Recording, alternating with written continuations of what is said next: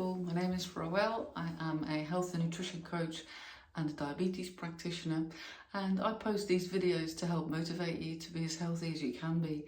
We have a lot of power to make changes that have a massive impact on our health and therefore our quality of life, and I love inspiring people to make these changes.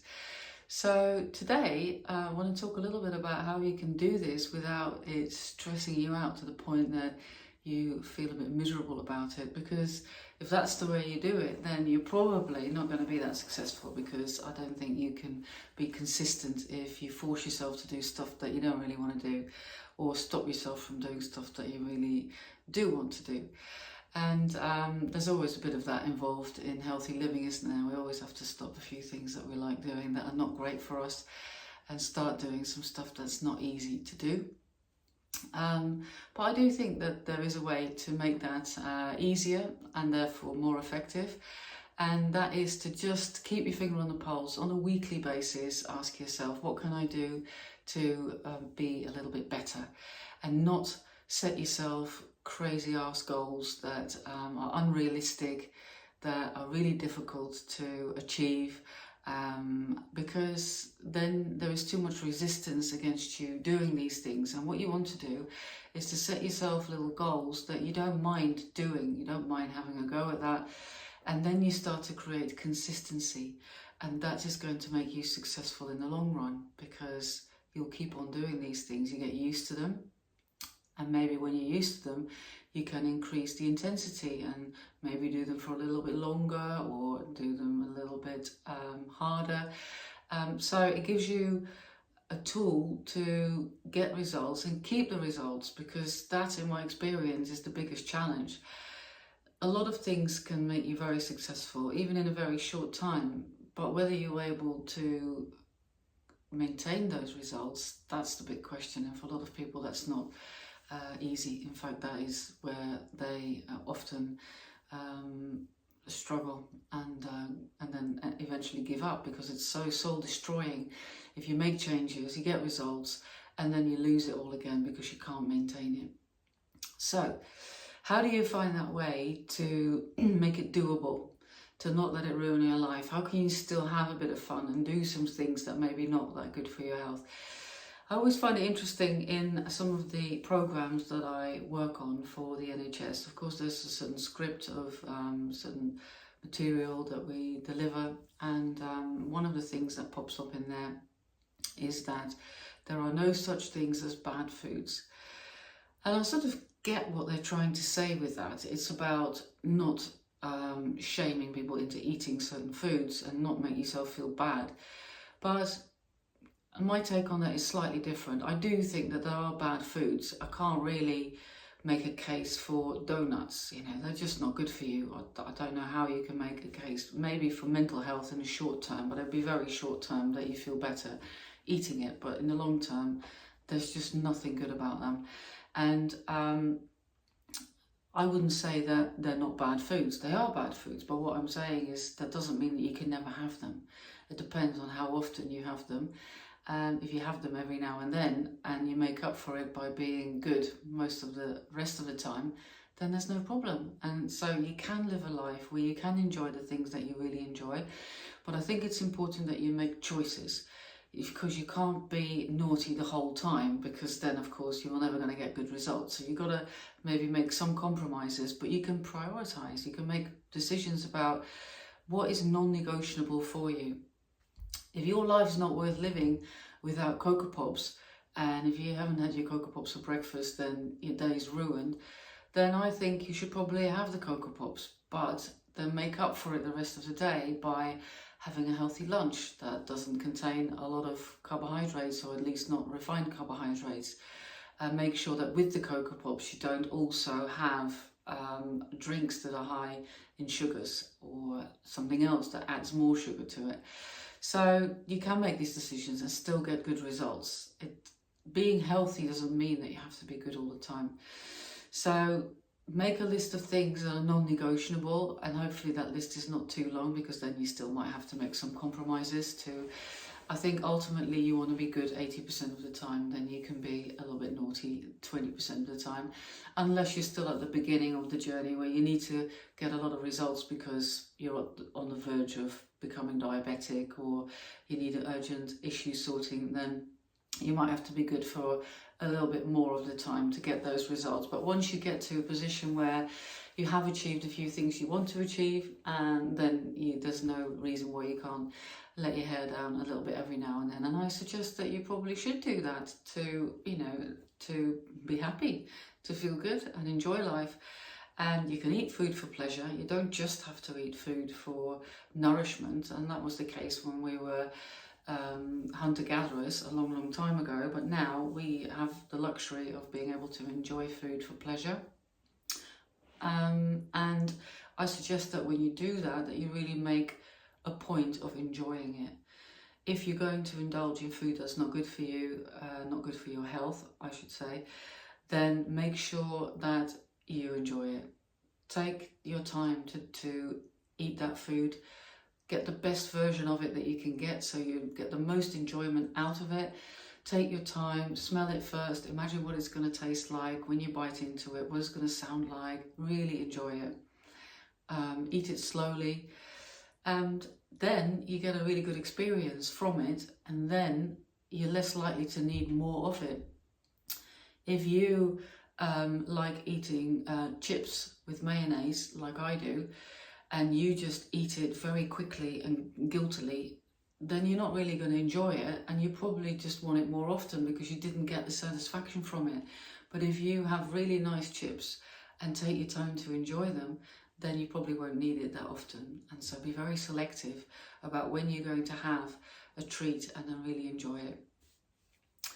So the other thing that I think is really important for staying successful is to just keep your finger on the pulse. Don't go in, stick your head in the sand mode where there's weeks after weeks where you're not going to weigh yourself or ask yourself how you're doing health-wise, because then you run the risk that things run out of control, that it becomes so difficult to claw back what's happened. So I think it's really important that weekly you ask yourself, how am I doing? What am I doing well? Make yourself feel good about that. Pat yourself on the back, maybe reward yourself for that. And then ask yourself, what can I do better? What is the one thing that I can do this week? Not the rest of my life. Don't say, oh, I've been eating a lot of sugar this week. Right, that's it. I'm never going to eat sugar again for the rest of my life. That's not realistic. That's hard. That might make you feel a bit stressed. Even if you can do it, it doesn't feel nice, does it? For the rest of my life, I can never have sugar again, or I can never have a drink again if you like a drink, or I can never have chocolate again. So say this week I'm going to ... only drink alcohol on the weekend, or only have chocolate on Saturday, or whatever you think is doable for you. If that fills you with dread and stress, say Wednesday and Saturday. It's still better than doing it every day. So make it really easy, not just realistic, but easy. Be very specific. So basically I'm talking about a SMART goal. You may have come across that. It's one of these, what I find really annoying acronyms that they come up with to introduce a concept. And I don't know why I hate it so much, because they always seem to sort of make sense in what they're trying to say, but I just don't. It just annoys me that they come up with like a word and then every first letter stands for something. I don't know, I find it so, I don't know, something that you find in corporate life, this sort of bullshit buzzword bingo. But anyway, I digress. SMART stands for specific, measurable, achievable, relevant to you and timely. So when it comes to setting your health goals, it would be good to make it specific, because if you're just going to say, oh yeah, I've got to be better this week with my health, what does that mean? Better at doing what? What are you going to do better? Are you going to eat less sugar? Are you going to move more? And if so, make it more specific. You've got to move more. What are you going to do? Dancing? Walking, an exercise class, how long for, when, who with. Make sure that you're very specific about what it is that you're going to do, because that will make it more likely that you're going to do it. Don't make it too difficult. That goes back to what I just said. Don't say you're going to run a marathon every night. You're probably not going to run a marathon every night. You're putting up resistance already before you even started. Put a short, easy, achievable goal in there that you'll smash out no matter what. Maybe, say you put in a walking goal. Don't say you're going to walk for 2 hours every night, because that might easily happen that you're not going to be able to do that, and then you break the pattern. You're not going to get consistency. So say you're going to go for 10 minutes, then no matter what's going on, you probably will still do it, or there's at least a very good chance that you will do it. And if you know that you're this person who really doesn't want to go out when it's raining, make sure that you preempt that and say, I'm going to go for a 10-minute walk after dinner every night, but if it's raining, I'm going to ... do the hoovering, walk up and down the steps 20 times, I don't know, think of something, put some music on, dance, some other physical activity. So then you have a plan B and you're more likely to be successful. So these are just a few little tips. The achievable, that's the easy bit, so make it easy. Don't put up resistance that you don't need to become consistent. Relevant, is it relevant to you? Don't just do shit because other people are doing it or they're telling you you should do it. You should ask yourself, why do I want to do this? What do I get out of it? Because if you can't see that, you're not going to be consistent. You're not going to keep on doing it. So ask yourself, what's in it for me? And remind yourself of that. That makes it easier to do it. So is it relevant to you? And in tea time, put a timer on it and not the rest of your life. This week, do it this week and then review it. And maybe next week you need to do something else, because the next week you can't do that thing that you did this week. But then do something else, so you're always doing something. I hope you find this helpful.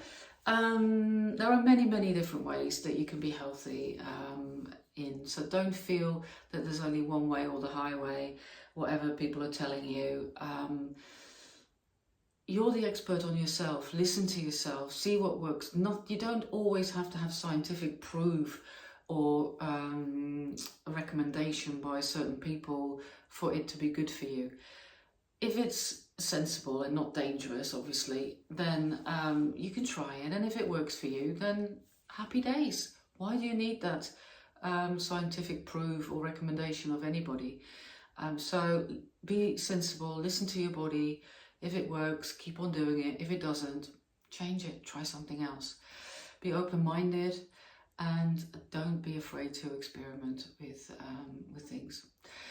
I am doing a free webinar tomorrow evening. So today is the 14th, tomorrow is the 15th of August 2024, in case you're watching this video in a completely different time.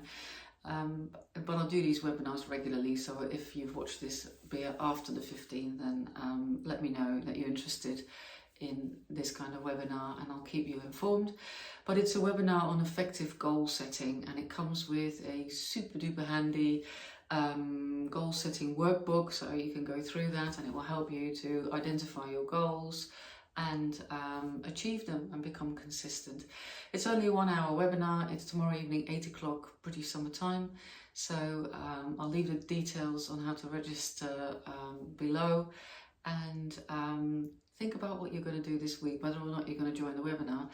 Ask yourself, what's the one thing that you're going to do this week to be healthy, and just crack on with that and review it next week and keep doing that week after week. So you always be doing something, you're always in action mode and you're always going to see results. Thank you for watching, and I look forward to seeing you in my next video. Lots of love. Bye.